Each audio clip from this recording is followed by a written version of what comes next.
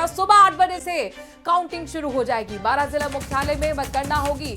सुबह 8:30 बजे पहला रुझान आएगा और आपको बता दें कि राजकीय पीजी कॉलेज में 20 राउंड गिनती होने वाली है। इसके साथ ही हर एक राउंड के लिए 14 टेबल लगाई गई हैं। इस वक्त सबसे बड़ी खबर अंता से जुड़ी हुई है। अंता उपचुनाव, मात्र एक सीट पर जरूर उपचुनाव हुआ है, लेकिन ये सीट राजस्थान की राजनीति के लिए बहुत अहम है और ऐसा पहली बार है कि 200 विधानसभा वाली राजस्थान के लिए एक सीट का उपचुनाव कई मायने में खास होने वाला है। क्योंकि एक तरह से ये सरकार के लिटमस टेस्ट है, सरकार के कामकाजों के लिए एक टेस्ट है, तो वहीं विपक्ष भी लगातार दावा अपनी जीत का करता रहा है। उसका भी संदेश देने की कोशिश है जीत के साथ ही कि सरकार पर ना भरोसा कर जनता उसके साथ खड़ी है। लेकिन कुल मिलाकर अंता की जनता के मन में क्या है, अंता की जनता ने किसे चुना है, ये 14 नवंबर के नतीजे साफ कर देंगे। सबसे पहले सबसे सटीक नतीजे न्यूज 18 राजस्थान पर सुबह 6 बजे से लगातार आप देख सकते हैं।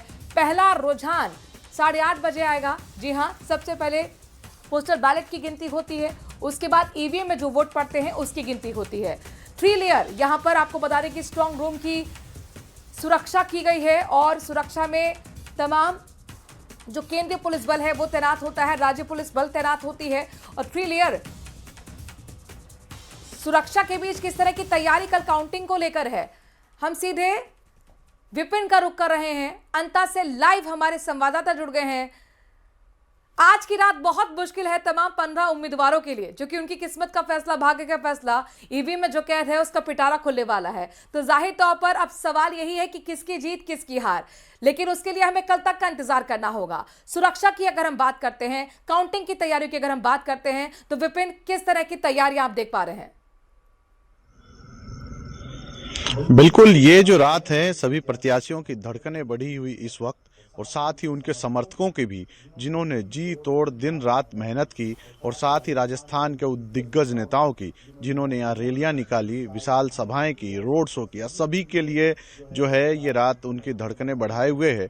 और बात करें अगर ईवीएम सुरक्षा की, तो ईवीएम जो सुरक्षा है 12 शहर के बीच में है राजकीय महाविद्यालय, वहाँ पर जो है ईवीएम को रखा गया है स्ट्रॉन्ग रूम के भीतर। और जो देखिए सबसे बाहर है, सबसे पहले जो है राजस्थान पुलिस लगाई गई है, फिर उसके बाद आरएसी दल लगाया गया है, और उसके बाद जो है केंद्रीय रिजर्व बल जो पुलिस बल है सेंट्रल गवर्नमेंट का, वो जो है कह सकते हैं, और सशस्त्र लगाए गए हैं। ये तीनों लेयर में जो है आर्म्ड फोर्स लगाई गई है, और उसके बाद भी जो स्ट्रॉन्ग रूम है उसको डबल ताले में कैद रखा गया है। और 7 बजे कल सुबह जो है मतदान कर्मी, उनको रिपोर्टिंग करना है, जो मतगणना कर्मी है, माफ कीजिएगा, उनको रिपोर्टिंग करना है, वो सुबह जो है 7 बजे वहां पहुंच जाएंगे। उसके बाद जो स्ट्रॉन्ग रूम जो है खोला जाएगा जिला निर्वाचन अधिकारी की मौजूदगी में, साथ ही जो राजनीतिक दलों के जो प्रतिनिधि हैं प्रत्याशियों के, उनकी मौजूदगी में। और जो हॉल है, सेमिनार हॉल राजकीय महाविद्यालय का, वहाँ पर जो इंतजामात किए गए हैं, टेबल कुर्सियाँ लगा दी गई है, जालियाँ लगा दी गई है, और यहीं पर जो मतगणना कर्मी है सबसे पहले 8 बजे जो पोस्टल बैलेट है या डाक मतपत्र भी कह सकते हैं जिसे, या होम वोटिंग के दौरान जिन्होंने वोट किया था, वो जो मत हैं वो सबसे पहले गिने जाएंगे। तो 8 से 8:30 के बीच जो है सुबह उसका वक्त रखा गया है। और जैसे जैसे देखिए पोस्टल बैलेट खुलते जाएंगे तो रुझान भी लोगों के सामने आते जाएंगे, और पहला राउंड जो कह सकते हैं पोस्टल बैलेट का, वो करीबन 8:30 बजे पूरा हो जाएगा। और जनता के बीच जो है वो पहला रुझान अंता का सबके सामने होगा, प्रदेश के सामने होगा, देश के सामने होगा, कि आखिर जो जनता है वो बिल्कुल विपिन, कुल मिलाकर अंता के दिल में क्या है, अंता की जनता ने किसे सुना है, ये कल के नतीजे तय कर देंगे। और पहला रुझान आप न्यूज 18 राजस्थान पर देखेंगे। पहले रुझान से लेकर अंतिम नतीजे तक लगातार नॉनस्टॉप कवरेज जारी रहेगी। विपिन, शुक्रिया तमाम जानकारी हम तक पहुंचाने के लिए। और देखिए काउंटिंग के लिए क्या कुछ तैयारी की गई है, आपको इस रिपोर्ट में दिखाते हैं। परिणाम का दिन पूरा होगा प्रण, सुरक्षा घेरे में ईवीएम, कड़ी निगरानी, अंता की सत्ता का कौन होगा किंग, नतीजों का काउंटडाउन, धड़कनें बढ़ी।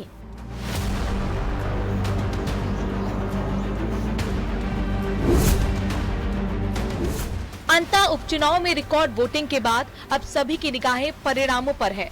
कड़ी निगरानी के बीच ईवीएम मशीनों को स्ट्रांग रूम में सुरक्षित रखा गया है, जिसमें 15 प्रत्याशियों का भविष्य कैद है। मतगणना प्रक्रिया सुबह 8 बजे से शुरू होगी और 20 राउंड में ये प्रक्रिया पूरी होगी। पहला रुझान सुबह 8:30 बजे आएगा।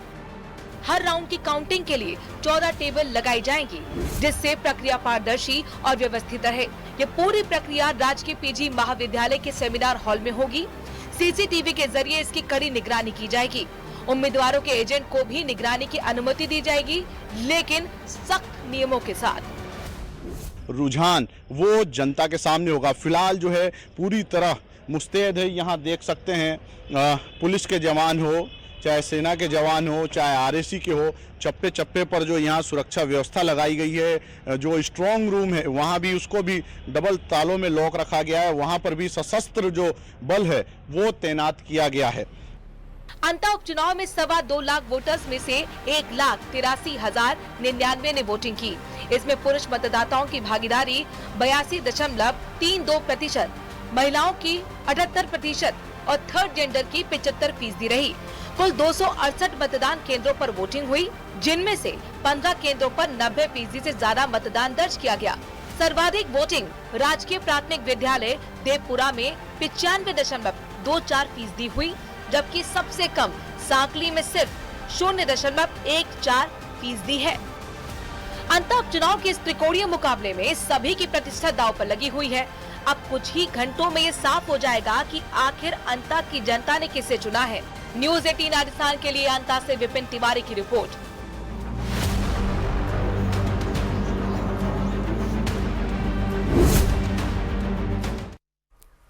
और जोधपुर से आपको बड़ी खबर दिखाते हैं, जहां पर डीजीजीआई टीम पर हमला कर दिया गया। जीएसटी चोरी नेटवर्क पर छापा मारने पहुंची थी टीम। ट्रांसपोर्टर और स्टाफ ने धक्का मुक्की कर दी। भागते वक्त ट्रक से सरकारी गाड़ी को टक्कर मार दी। पुलिस ने एक आरोपी को इस मामले में गिरफ्तार कर लिया है और सीसीटीवी के जरिए बाकी आरोपियों की भी तलाश शुरू कर दी गई है। छापे में करोड़ों की जीएसटी चोरी नेटवर्क से जुड़े अहम डेटा की आशंका है।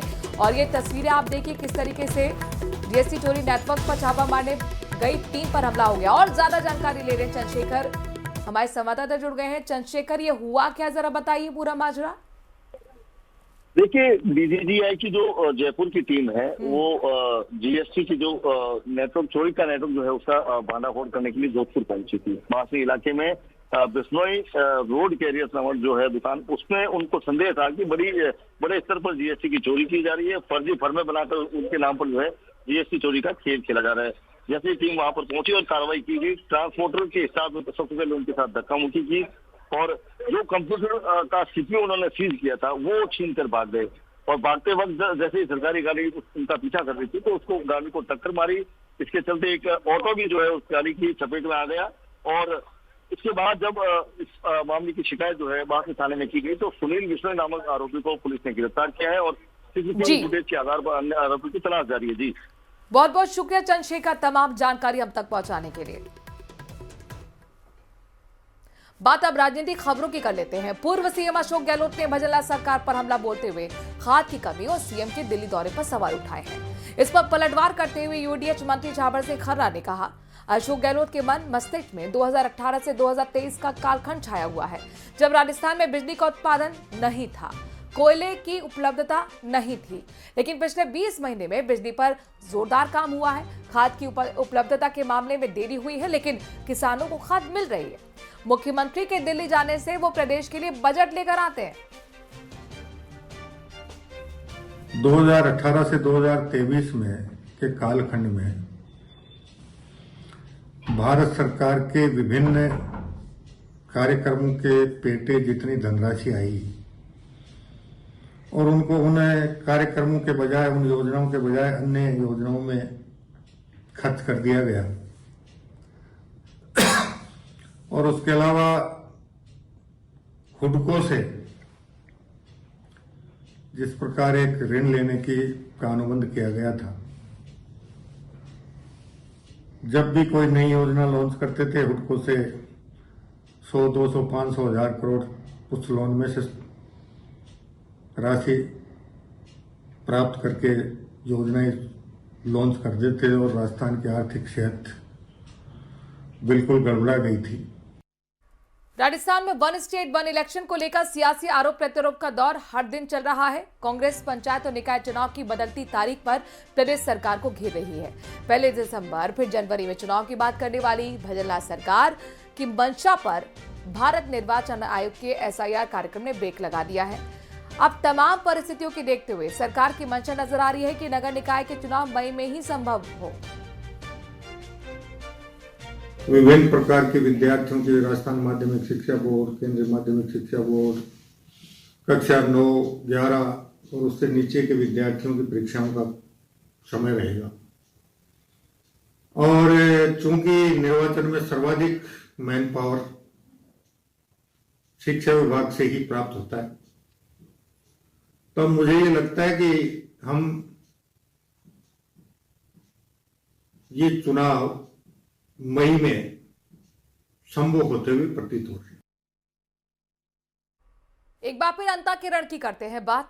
अंता विधानसभा उपचुनाव इस समय प्रदेश की सियासत का सबसे बड़ा आकर्षण का केंद्र बना हुआ है। हर किसी की निगाह 14 नवंबर को आने वाले नतीजे पर टिकी हुई है। चूंकि ये सीट दोनों ही प्रमुख पार्टियों के लिए प्रतिष्ठा का सवाल बनी हुई है, इसीलिए दोनों दलों के दिग्गज अपनी अपनी जीत के दावे कर रहे हैं।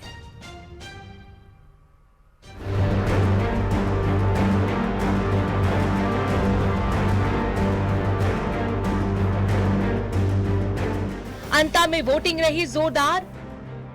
विजयी होगा बीजेपी उम्मीदवार या कांग्रेस प्रत्याशी का होगा बेड़ा पार? दावों का दंगल, किसका होगा मंगल? 14 नवंबर नतीजे पर नजर।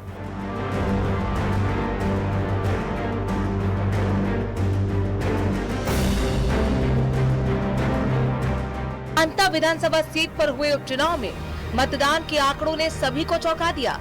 उम्मीद के मुताबिक बीजेपी और कांग्रेस जैसी दिग्गज सियासी पार्टियां इसे अपने अपने पक्ष में प्रचारित कर रही हैं।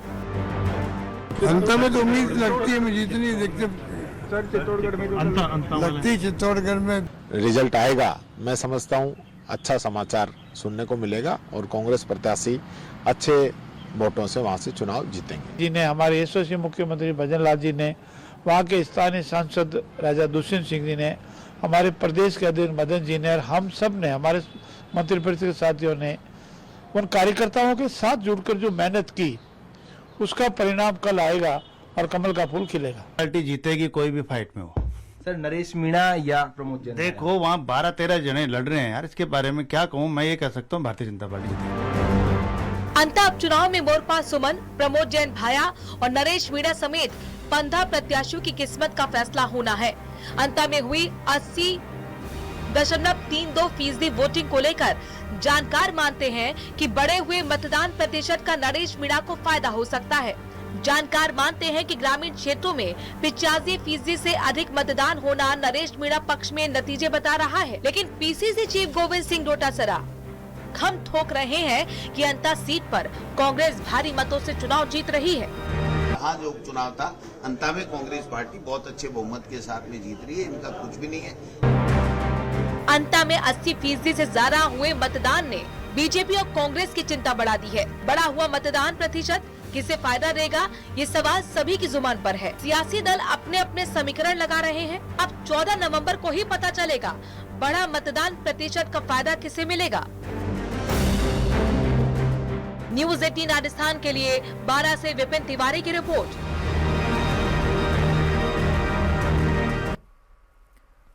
और अब बात हमारा मौत। म्यांमार में नौकरी के नाम पर कैसे एक लड़का साइबर क्राइम कैंप में कैद कर दिया गया, ये कहानी आपको अंदर तक सोचने पर मजबूर कर देगी।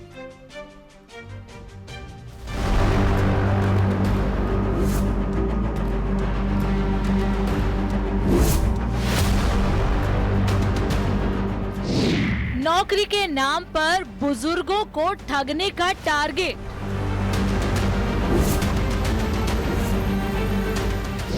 अविनाश कैसे हुआ डिजिटल जेल में कैद?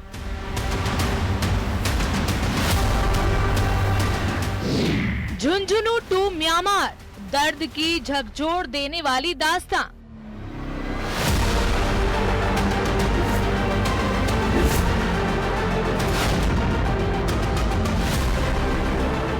थाईलैंड में अच्छी सैलरी और शानदार जिंदगी के सपने लेकर न जाने कितने युवा भारत से वहां पहुंचते हैं, लेकिन एक शाह सच से बेखबर होते हैं। आज इस रिपोर्ट में हम उसी काले सच को बेपर्दा करेंगे और दिखाएंगे कि कैसे युवाओं के साथ नौकरी के नाम पर छलावा हो रहा है। नाम अविनाश उर्फ नैन्सी, काम फेसबुक इंस्टाग्राम पर चैट, टारगेट अमेरिका के बुजुर्गों से ठगी। जी हाँ, झुंझुनू के अविनाश का यही जॉब प्रोफाइल था, लेकिन अब आप सोच रहे होंगे कि ये सब क्या है और कैसे हो रहा है। अब जरा ध्यान से इस रिपोर्ट को देखना, आपको भी झुंझुनू टू थाईलैंड और फिर म्यांमार में साइबर ठगी कैंप के काले सच का अंदाजा लग जाएगा। मैं एजेंट के द्वारा वहाँ थाईलैंड में काम करने के लिए गया था।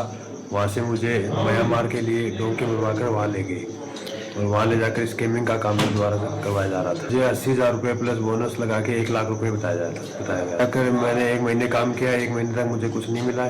उसके बाद ऐसे हमें मौका मिला तो हमने वहाँ से भाग के और थाईलैंड आर्मी के पास सरेंडर हो गए। आने के बाद हुआ था, उसमें हम आंखों से नहीं देखा था उसको। हमने म्यांमार में मेवाड़ी के पार्क 1 में रहते थे हम।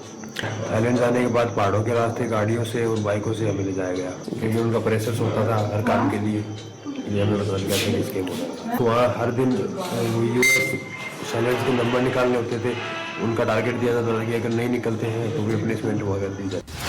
आप बीती बयां कर रहे शख्स का नाम है अविनाश।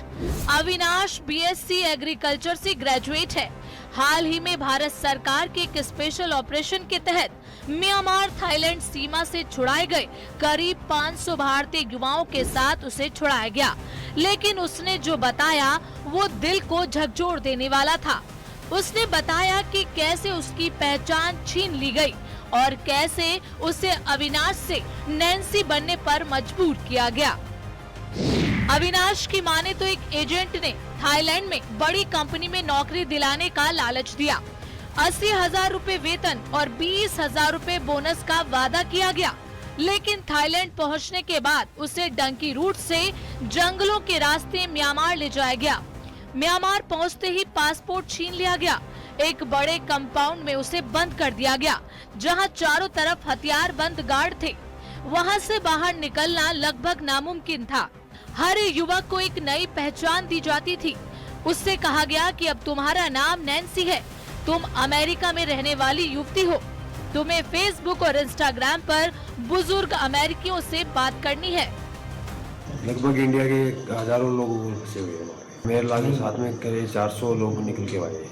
14 सितंबर को यहाँ से गया था। 19 सितंबर को मैंने कंपनी ज्वाइन की थी और 22 अक्टूबर को हम वहाँ से वापस निकल लिए। अविनाश से उसकी पहचान छीन ली गई। उसका कहना है कि म्यांमार में साइबर ठगी के कैंप में सुंदर महिलाओं की तस्वीर वाले फर्जी सोशल मीडिया अकाउंट चलते थे। काम था अमेरिकी बुजुर्गों से दोस्ती कर भरोसा जीतना, फिर निवेश या गिफ्ट कार्ड के नाम पर ठगी करवाना। ठगी के काम में लगे लोगों को टारगेट दिया जाता था।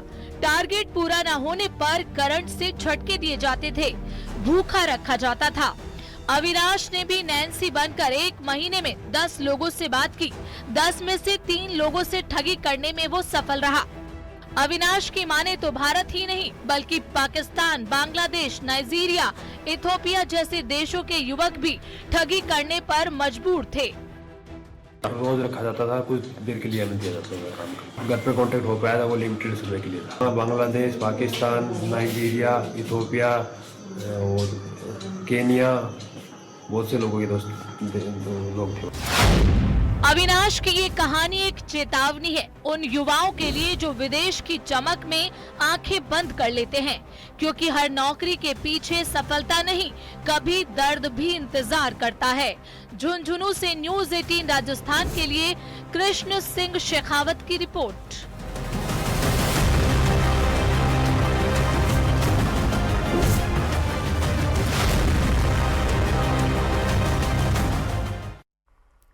और बुलेटिन में आगे बात करेंगे बदमाशों के खिलाफ एक्शन की। प्रदेश के 2 अलग अलग जिलों में बदमाशों की परेड निकाली गई है। पहली तस्वीर आपको हम पाली से दिखाने वाले हैं और यहां दिन दहाड़े लूट की वारदात करने वाले 3 आरोपियों का गुरुवार को शहर में जुलूस निकाला गया। पुलिस ढोल थाली के साथ बदमाशों को हॉस्पिटल तक लेकर पहुंची। बदमाश पूरे रास्ते हाथ जोड़कर चलते रहे। दूसरी तस्वीर डूंगरपुर की है। यहां सोशल मीडिया पर इन्फ्लुएंसर की कार पर पथराव करने के मामले में बदमाशों की परेड निकाली गई। दोनों ने लूट की मंशा से पथराव किया था।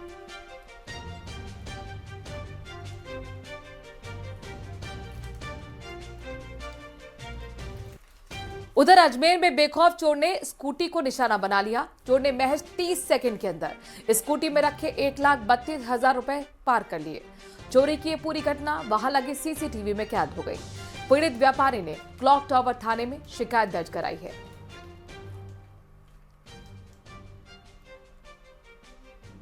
निकले थे, फिर यहाँ से निकले तो ये अपने गोल चक्कर, कैसे गोल चक्कर में 2 मिनट रुके 2 मिनट में ये संभालो, ये पीछे देखा डिक्की में पैसे गाड़ लेकर देखो, देखा निकल पैसे निकल गया। और बुलेटिन में आगे हम बात करेंगे पैंथर के आतंक की, जहां 3 अलग अलग जिलों में पैंथर के मूवमेंट से लोगों में दहशत है। जयपुर, सीकर और अब उदयपुर तक पैंथर का आतंक देखने को मिला है। रिहायशी इलाके में पैंथर के मूवमेंट से लोगों में खौफ है। पहली तस्वीर जयपुर की है, जहां पर 2 अलग अलग इलाके में पैंथर देखा गया और दूसरी तस्वीर सीकर की है, जहां बस्ती गांव में एक निर्माणाधीन घर के कमरे में पैंथर घुस आया। हालांकि वन विभाग ने टीम ने पहुंचकर रेस्क्यू कर लिया। और ये दूसरी तस्वीर उदयपुर के मीनार इलाके से आई है। तीसरी तस्वीर में देखिए वन विभाग की टीम ने एक पैंथर का किस तरह से रेस्क्यू किया।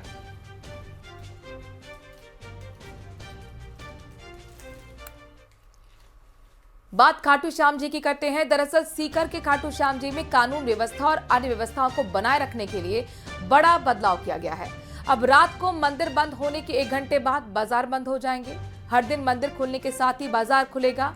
कस्बे में अवांछित गतिविधियों पर लगाम लगाने, रात को सफाई और यातायात व्यवस्था दुरुस्त करने के लिए ये कदम उठाया गया है। इसके साथ साथ मंदिर के आसपास के इलाके को नो व्हीकल जोन भी रखा जाएगा। शनिवार, रविवार और एकादशी को बाजार में वाहनों का प्रवेश प्रतिबंध रहेगा। नगर पालिका प्रशासन, पुलिस और व्यापार मंडल के साथ हुई बैठक में आज ये फैसला लिया गया है। उनके लिए ग्रामवासियों और उनके साथ नगर पालिका क्षेत्र में विभिन्न तरह की व्यवस्थाओं के संबंध में आज चर्चा की गई।